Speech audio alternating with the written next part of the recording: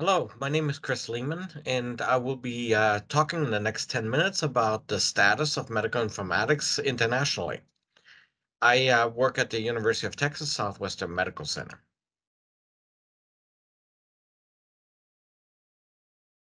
First, a disclosure, I have a commercial relationship with Soundlease and Markel. I hold stocks, and I receive an honorarium, very small one, from Springer Publishers for a textbook. Right, without further ado, international status of informatics. The 66th World Health Assembly in 2013 said it was essential to make appropriate use of information and communication technologies to improve the care, to increase the level of engagement of patients in their own care, and to offer quality health services, to support sustainable financing of healthcare systems and promote universal access. While this is a very lofty goal, and our goal today is to look into how much of that has actually been accomplished.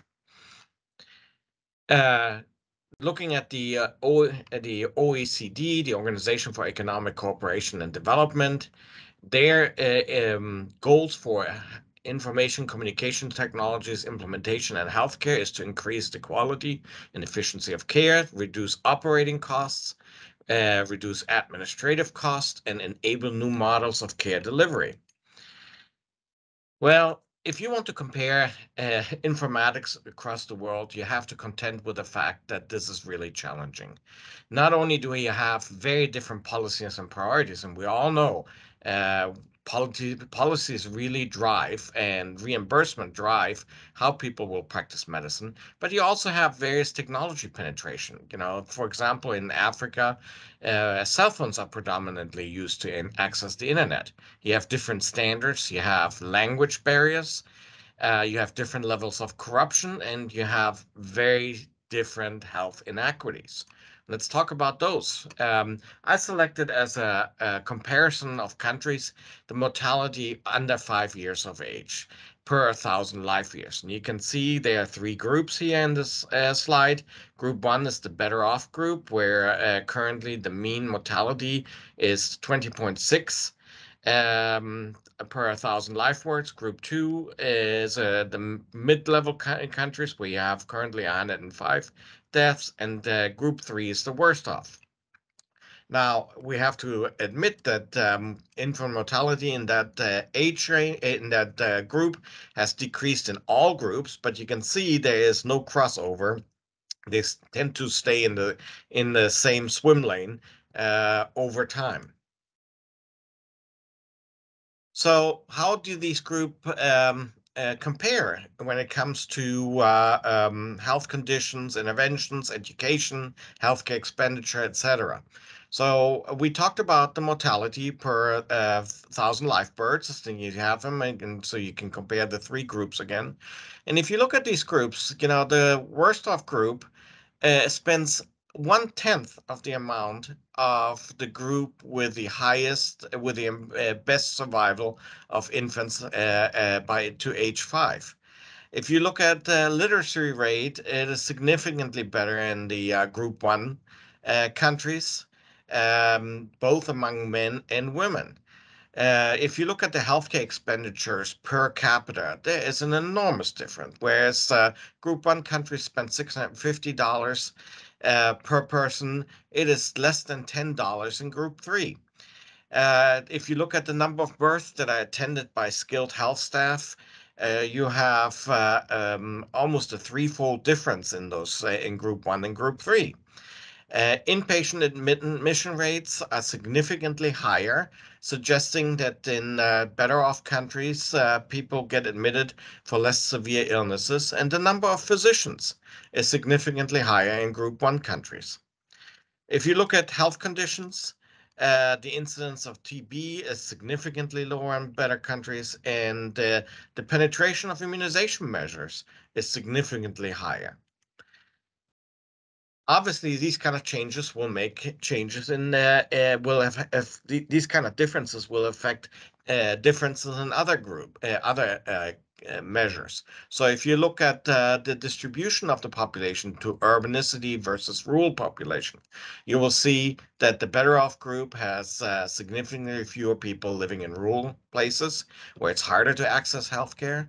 They have significantly higher use of energy, almost 100-fold higher. The gross domestic product is 12 times higher in the better off groups. But in contrast, military spending as a percent of the GDP is lower. So there's more money relatively for healthcare. If you look at communication technology, fixed line and mobile phone subscribers, obviously they're much higher in better off countries, and so is the use of computers. So how does that translate into healthcare? Well, we know that uh, the penetration of information technology is not only different, but we also know that policies and reimbursement significantly affect how that penetration is actually implemented and used. So these are two studies that we did in 2018 and 2020, where we looked at where we provided a survey to individuals in 2018 to 7 countries, in 2020 to 14 countries, and looked at the number of measures. And so here you can see the measure on the left and the question that we asked people in these countries to answer those. So if you look at these measures, there really are three measures that are dealing with access to information, and three measures that are dealing with the ability to record information in the electronic health record. So in the access to information measures, we looked at, can physicians, nurses, and pharmacists access the electronic health record immediately? Can patient access the electronic health record and relevant data immediately? And can caregivers of patients access to the electronic health record? And in the recording of information is, can physicians, nurses, and pharmacists record information to the electronic health records? Can patients record information to the electronic health records? And can caregivers? And because the answers to these two questions on patients and caregivers in both groups were very similar, we collapsed them into a single measures for our outcomes. So what were the results? Well, in 2018, we looked at access to information for physicians, nurses, and pharmacists. And you will see that, Finland and Hong Kong having one a single electronic health record for the whole city, as well as Sweden was particular where the access was particularly good. If you look at medical offices and nursing homes, Finland and Hong Kong again exceeded, and Sweden had pretty good access as well. And if you look at pharmacies, really the only countries that stood out were Finland, Sweden, and the United States with some access to information. Looking at 2 years later and more countries, you will still see that Finland and Hong Kong stood out, but now Japan, that was added, had also pretty good access for physicians, nurses, and pharmacists. Pharmacists maybe not as well. But you also see that Sweden continued to do well, and Turkey, which was a new country we served, actually was doing very well for physicians and pharmacists and not so well for nurses. These little arrows that you can see indicate changes. So in those 2 years, you can see that Austria and Korea had significant improvements compared to the prior survey. When looking at access of patients and caregivers in 2018, you can see again Finland stood out, Hong Kong not so much. I think this is a function of the degree of access that is generalized, perceived as useful to patients.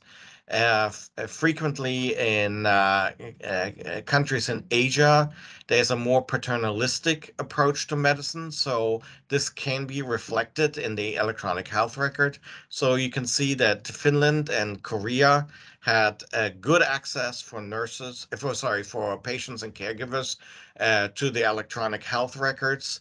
And Sweden and the United States were behind that. And if you look at the differences then 2 years later, you can see that Sweden had significant improvements in these categories. Austria showed some improvement. Finland remained stable, leading the charge, followed by Korea. And you can see that Hong Kong continued not to grant patients and caregivers access to the information in the electronic health record.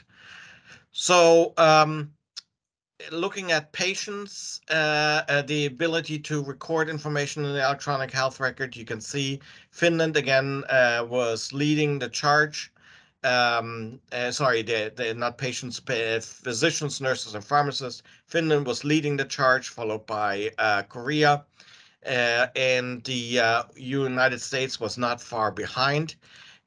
Looking at it 2 years later, you can see the ability to record has actually penetrated much further. You can see that most countries are actually giving, especially in hospital settings, the physicians, nurses, and pharmacists, the ability to record information in electronic health record.